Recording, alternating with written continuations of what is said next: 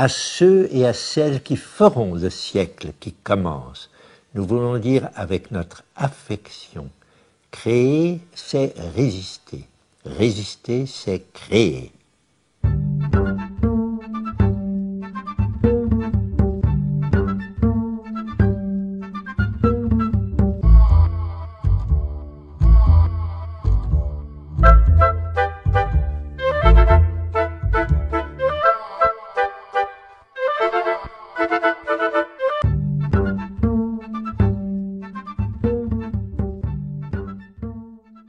Au moment où nous voyons remis en cause le socle des conquêtes sociales de la libération, nous, vétérans des mouvements de résistance et des forces combattantes de la France libre, appelons les jeunes générations à faire vivre et retransmettre l'héritage de la résistance et ses idéaux toujours actuels de démocratie économique, sociale et culturelle.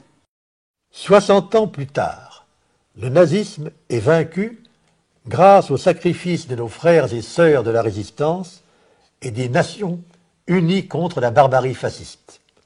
Mais cette menace n'a pas totalement disparu et notre colère contre l'injustice est toujours intacte. Nous appelons, en conscience, à célébrer l'actualité de la résistance, non pas au profit de causes partisanes, mais pour proposer aux générations qui nous succéderont d'accomplir 3 gestes humanistes et profondément politiques au sens vrai du terme, pour que la flamme de la résistance ne s'éteigne jamais.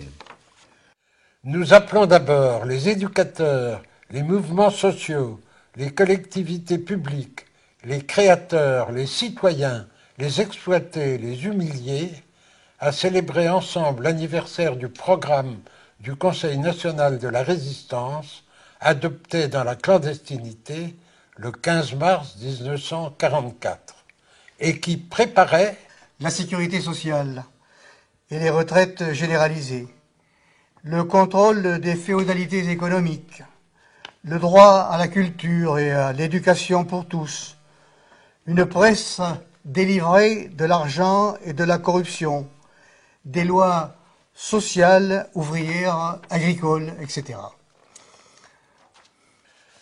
Comment peut-il manquer aujourd'hui de l'argent pour maintenir et prolonger ces conquêtes sociales, alors que la production de richesses a considérablement augmenté depuis la libération, période où l'Europe était ruinée?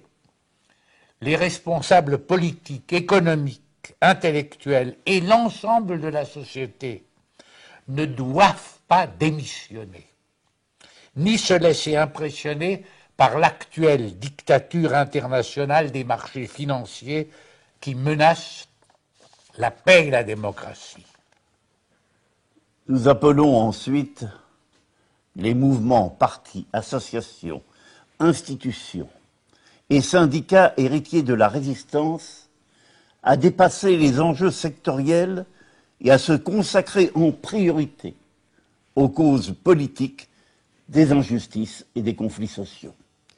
Nous les appelons à définir ensemble un nouveau programme de résistance pour notre siècle, sachant que le fascisme se nourrit toujours du racisme, de l'intolérance, de la guerre, qui eux-mêmes se nourrissent des injustices sociales. Nous appelons enfin les enfants, les jeunes, les parents, les anciens, les grands-parents, les éducateurs, les autorités publiques à une véritable insurrection pacifique contre les moyens de communication de masse. Ils ne proposent comme horizon pour notre jeunesse que la consommation marchande, le mépris des plus faibles et de la culture, l'amnésie généralisée et la compétition à outrance de tous contre tous. Nous n'acceptons pas que les principaux médias soient désormais contrôlés par des intérêts privés, contrairement au programme du Conseil national de la résistance et aux ordonnances sur la presse de 1944. Plus que jamais, à ceux et à celles qui feront le siècle qui commence, nous voulons dire avec notre affection, résister c'est créer, créer c'est résister.